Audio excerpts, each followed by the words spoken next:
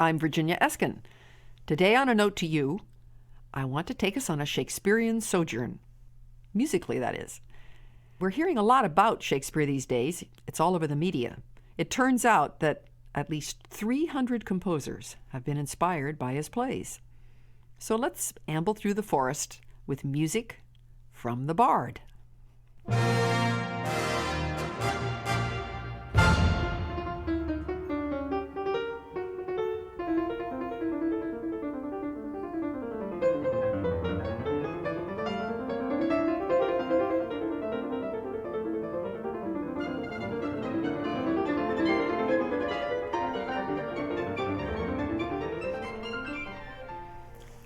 I have to be honest and say that I thought that our idea of music that had been inspired by Shakespeare would be something easy. Well, it was and it wasn't. And the major helping book in all of this was a dear little edition written by a British man, Christopher Wilson, back in 1922. And he sort of did our research for us. The only problem is most of the composers are so arcane or so unusual, like Humperdinck, Sullivan, Halloway, Raff, Zingarelli. Their music has never been recorded. And we didn't want to stick to music that everybody has heard. So we had a good time coming up with unusual music. And I think that by the end of the program, you'll agree that you're going to have heard music that you wouldn't normally stumble into. The first piece is by Robert Schumann.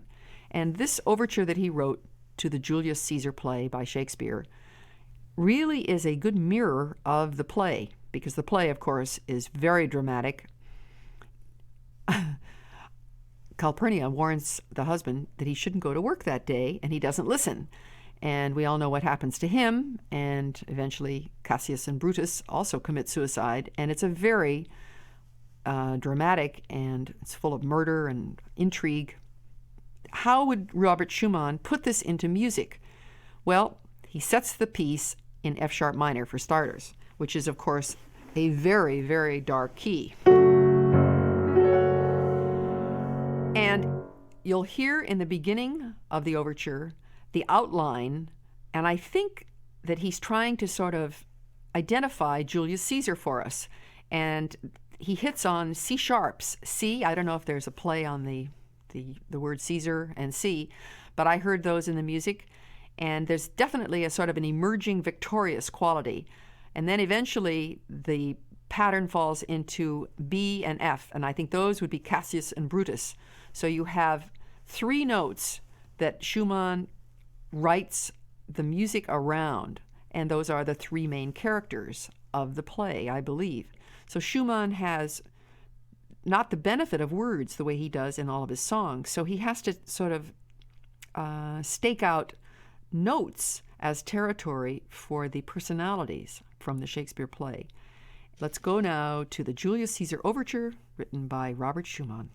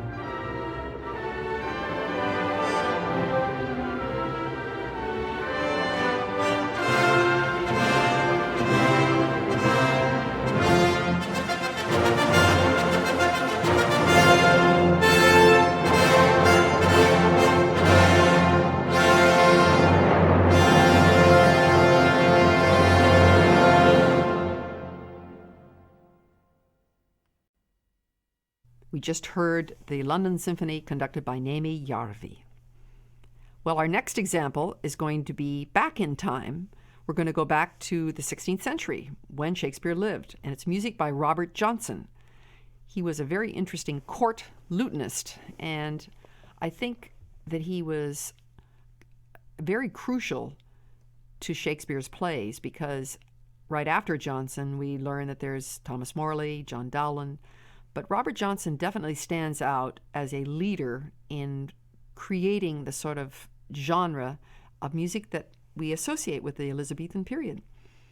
And I'd like to have us listen to Hark, Hark, the Lark, beautifully sung by Emma Kirkby. And she's accompanied by her husband, Anthony Rulli, who plays the lute. And then after that, we'll listen to another Robert Johnson piece, Nachtlein Blumen, played by a recorder ensemble. And then after that, we'll hear music also from this early period by Thomas Morley. It Was a Lover and His Lass. And no program about Shakespeare would be complete without period music. Hark, hark, hark, hark, the lark at Heaven's gate sings, at Heaven's gate sings, and Phoebus begins to rise, his steeds to water at those springs, on Charis flows that lies, the winking merry birds begin to ope their golden eyes, with everything that pretties my lady sweet. Arise, arise, arise, my lady sweet, arise, with everything that pretties my lady sweet. Arise, arise, arise, my lady sweet,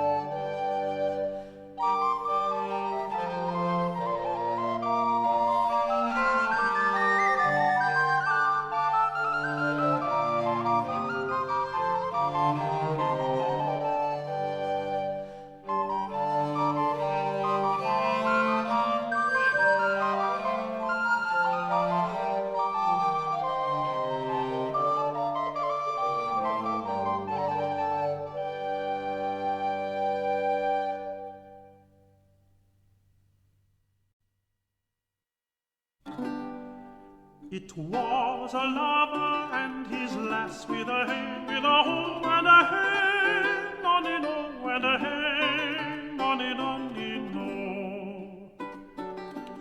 That o'er the green cornfields did pass in springtime in springtime, the only pretty ring time, when birds do sing, hey ding a ding a ding, hey ding a ding a ding, hey ding a ding a ding, sweet lovers love the spring. In springtime,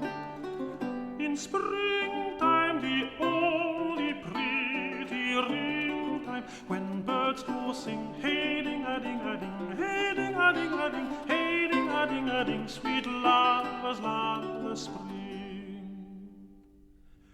Between the acres of the rye, with a hey, with a ho, and a hey, nonny no, and a hey, nonny nonny no. These pretty country fools will lie in springtime, in springtime, in springtime, the only pretty ring time, when birds do sing, hey ding a ding a ding, hey ding a ding a ding, hey ding a ding a ding, sweet lovers love the spring. In springtime, the only pretty ring time, when birds do sing, hey ding a ding a ding, hey ding a ding a ding, hey ding a ding a ding, sweet lovers love the spring. This carol they began that hour, with a hey, with a ho, and a hey, nonny no, and a hey, nonny nonny no. How that her life was but a flower in springtime, in springtime, in springtime, the only pretty ring time, when birds do sing, hey ding a ding a ding, hey ding a ding a ding, hey ding a ding a ding, sweet lovers love the spring. In springtime,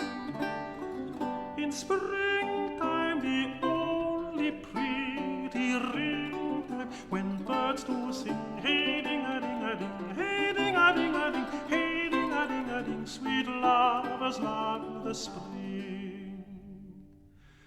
Then pretty lovers take the time, with a hey, with a ho, and a hey, nonny no, and a hey, nonny nonny no. For love is crowned with a prime in springtime, in springtime, in springtime, the only pretty ring time, when birds do sing, hey ding a ding a ding, hey ding a ding a ding, hey ding a ding a ding, sweet lovers love the spring. In springtime, the only pretty ring time, when birds do sing, hey ding a ding a ding, hey ding a ding a ding, hey ding a ding a ding, sweet lovers love the spring. That was music by Thomas Morley, and before that, Robert Johnson. It was sung by John Elwes with the Musica Antiqua. Well, on our musical sojourn, we're going to go now forward in time to the 19th century. We're going to have music by John Knowles Paine, who happened to be born in Portland, Maine. And his father repaired umbrellas. I love that. Well, little John studied music, and at 16, he apparently composed a string quartet, and that made him stand out. And he was able to go to Germany and study seriously, which was, of course, the pattern for American musicians at the turn of the century. And he established himself in Boston eventually, and in 1873 he was able to convince Charles Norton at Harvard that they should establish a music department. And today, in fact, the big music department hall auditorium is called Paine Hall. And I love this quote from Gunther Schuller, who called Paine's First Symphony, quote, the best Beethoven symphony that Beethoven didn't write himself. And I know that Gunther Schuller and myself think very highly of John Knowles Paine. We were part of trying to reestablish over the last 10 years listener reevaluation of his music, and he's sometimes called America's Beethoven. The piece that we're going to listen of his is from As You Like It. And of course, it's a very vigorous and energetic play. So Paine would have to mirror the play, and how he does that is quite charming, I think. He writes very skippy music. It's sort of spunky.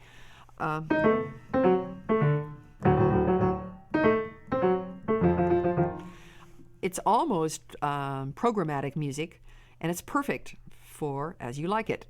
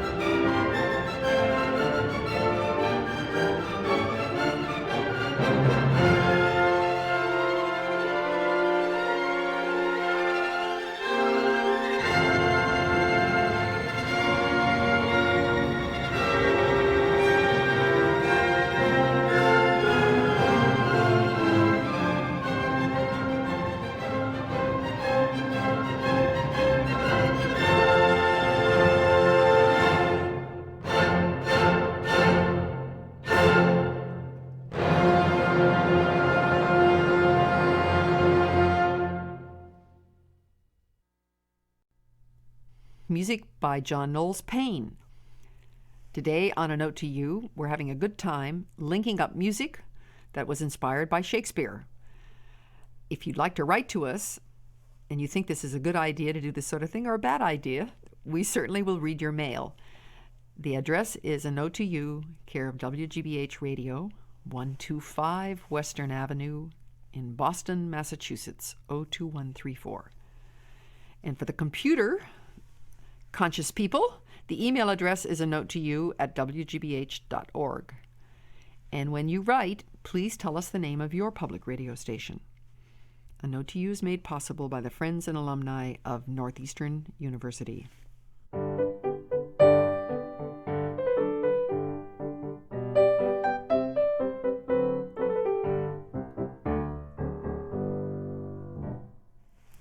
Our next example on our Shakespearean sojourn is going to be music by Elgar, who as an Englishman has a perfect right to be inspired by Shakespeare, of course. And Elgar's Falstaff is a very large piece, and I've chosen the second movement, which describes the bustle in the play of Eastcheap and a robbery at Gad's Hill, followed by revelry at the Boar's Head Tavern. And I think in the music you can just hear all the action, the naughtiness, the sort of Shakespearean sort of ribaldry. And his Falstaff, this is a quote I'm reading, would have to be a knave without malice, a liar without deceit, a knight, a gentleman, and a soldier. And then I've said, of course, that sounds just like a perfect English gentleman. So let's hear Elgar's version, the second movement, from his huge tome poem about Falstaff.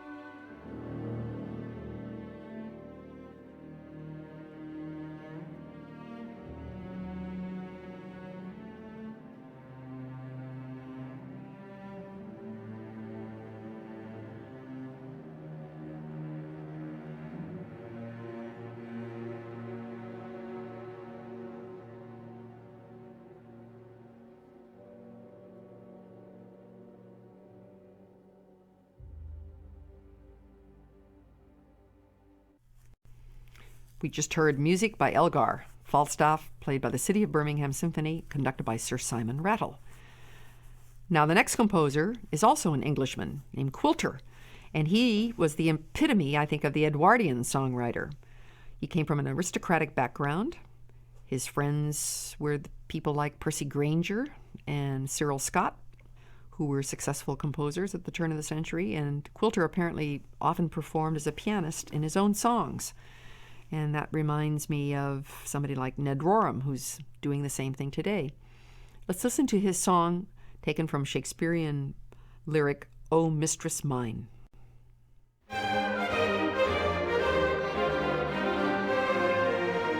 mistress mine, where are you roaming? Who stay and hear your true love's coming, that can sing both high and low, trip no further, pretty sweeting, journeys ending lovers meeting, every wise man's son doth know.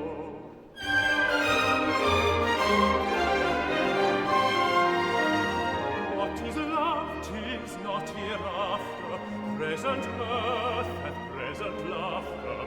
What's to come is still unsure. In delay there lies no plenty, and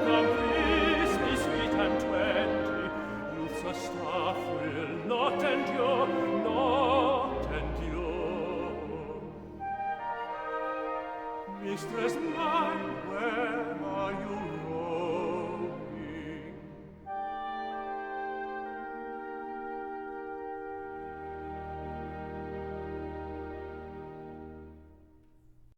We just heard Stephen Varco with the City of London Symphonia, conducted by Richard Hickox. Now we move to the last example on our program today, and it's going to be two examples actually from Romeo and Juliet. And that has to be one of the most dramatic plays that Shakespeare wrote. In a way, it sort of echoes what's happening in the world today, the idea that families can't seem to sort out all their grievances and differences, and everybody gets killed in the end. Very sad. And the two examples from David Diamond and Hector Berlioz, both on the same theme, Romeo and Juliet. I'd like to tell you a little something about David Diamond. He was born in July in 1915, and he's very much alive. He would represent one of the composers who has been influenced by literature. He's written some music to the Shakespeare play The Tempest, and he's also been inspired by Oscar Wilde. And this music that he composed for Romeo and Juliet was not as incidental music. It was pure music. It was to be programmed on a regular symphony program. And when apparently some theater producer heard it and wanted to use it as incidental music, and Diamond was very insulted, and he said, "Not at all. You're not to do that. I'll write you a version, but this is pure music." So let's listen to the first movement from his suite on Romeo and Juliet.